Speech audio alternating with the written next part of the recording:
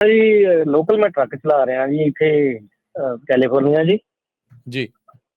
ਹਾਂਜੀ, ਤੇ ਇੱਕ ਦਿਨ ਸਾਨੂੰ ਜੀ ਫੇਅਰਫੀਲਡ ਦੀ ਸਕੇਲ ਦੇ ਉੱਤੇ ਉਹਨਾਂ ਨੇ ਘੇਰਿਆ ਜਦੋਂ ਅਸੀਂ ਮੰਨ ਲਓ ਕਿਸੇ ਵੀ ਲੋਡ ਲਾਉਣ ਗਏ ਆ, ਤੇ ਉਸ ਤੋਂ ਬਾਅਦ ਆਪਾਂ ਨੇ ਚੈੱਕ ਇਨ ਕਰਾਈ ਆ ਔਨ ਡਿਊਟੀ ਦੇ ਵਿੱਚ। ਉਸ ਤੋਂ ਬਾਅਦ ਡੌਕ ਤੇ ਲਾ ਕੇ ਅਸੀਂ ਆਫ ਡਿਊਟੀ ਜਾਂ ਸਲੀਪ ਪਾਤੀ ਆ।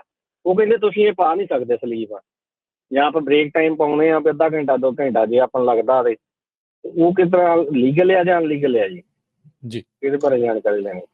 ਜਦੋਂ ਤੁਸੀਂ ਕੰਮ ਤੇ ਹੈਗੇ ਆ ਜੀ, ਚਾਹੇ ਲੋਡਿੰਗ ਕਰ ਰਹੇ ਆ ਚਾਹੇ ਅਨਲੋਡਿੰਗ ਕਰ ਰਹੇ ਹੈਗੇ ਆ, ਜਦੋਂ ਤੁਸੀਂ ਕੰਮ ਤੇ ਹੈਗੇ ਆ ਡਜ਼ਨਟ ਮੈਟਰ ਤੁਸੀਂ ਕੀ ਕਰ ਰਹੇ ਹੈਗੇ, ਯਾਰਡ ਦੇ ਵਿੱਚ ਤੁਹਾਡੀ ਲੋਡਿੰਗ ਹੋ ਰਹੀ ਆ ਅਨਲੋਡਿੰਗ ਹੋ ਰਹੀ ਆ, ਤੁਸੀਂ ਆਫ ਡਿਊਟੀ ਹੈਗੇ ਆ ਨਾਟ ਡਰਾਈਵਿੰਗ ਜਾਂ ਔਨ ਡਿਊਟੀ ਨਾਟ ਡਰਾਈਵਿੰਗ ਹੈਗੇ ਆ, ਤੁਸੀਂ ਸਲੀਪ 'ਚ ਨਹੀਂ ਜਾ ਸਕਦੇ ਉੱਥੇ।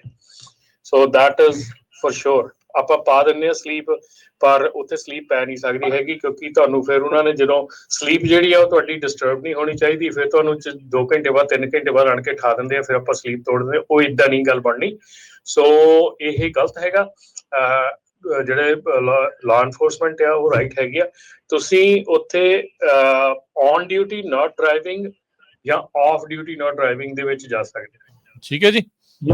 ਨਹੀਂ ਜੀ, 1 ਮਿੰਟ, ਜਿੱਦਾਂ ਆਪਾਂ ਆਫ ਡਿਊਟੀ ਪਾ ਕੇ ਤੇ ਬ੍ਰੇਕ ਪਾ ਲਈ ਆ ਤੇ ਆਪਾਂ ਖਾਣਾ ਖਾ ਰਹੇ ਆ ਜਾਂ ਆਪਾਂ ਰੈਸਟ ਕਰਨ ਲੱਗ ਪਏ 10 ਮਿੰਟ ਜਾਂ ਅੱਧਾ ਘੰਟਾ ਜਿੰਨਾ ਵੀ, ਉਹ ਬ੍ਰੇਕ ਦੇ ਵਿੱਚ ਤਾਂ ਆਪਾਂ ਰਹਿ ਸਕਦੇ ਆ ਨਾ ਜਿੰਨਾ ਚਿਰ ਮਰਜ਼ੀ।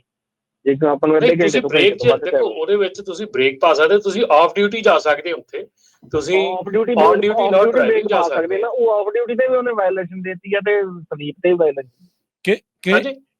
ਆਫ ਡਿਊਟੀ ਤੇ ਕਹਿੰਦੇ ਵਾਇਲੇਸ਼ਨ ਦਿੱਤੀ ਆ? ਨਹੀਂ ਆਫ ਡਿਊਟੀ ਤੇ ਵਾਇਲੇਸ਼ਨ ਕਾਹਦੀ ਦਿੱਤੀ ਆ? ਕੀ ਤੇ ਤੁਸੀਂ ਕਹਿੰਦਾ ਟਰੱਕ ਤੋਂ ਬਾਹਰ ਜਾ ਕੇ ਵੇਟ ਕਰਦੇ ਰਹੇ। ਜੇ ਮੈਂ ਆਫ ਡਿਊਟੀ ਹੈਗਾ ਤਾਂ ਮੈਂ ਟਰੱਕ ਤੋਂ ਬਾਹਰ ਜਾਵਾਂ ਜਾਂ ਅੰਦਰ ਜਾਵਾਂ ਤੇ ਮੇਰੀ ਮਰਜ਼ੀ ਹੈ ਨਾ। ਗੱਲ ਤਾਂ ਉਹੀ ਹੈ ਨਾ ਵੀ ਗਲਤ ਅਸੀਂ ਲੋਡ ਦੀ ਵੇਟ ਕਰਨੀ ਆ ਜਾਂ ਲੋਡ ਸਾਨੂੰ ਨਹੀਂ ਅਗਲਾ ਮਿਲਿਆ ਤੇ ਹੁਣ ਚਲੋ ਬ੍ਰੇਕ ਤੇ ਆ। ਨਹੀਂ, ਤੁਸੀਂ ਸਲੀਪ ਦੀ ਗੱਲ ਕਰ ਰਹੇ ਆ।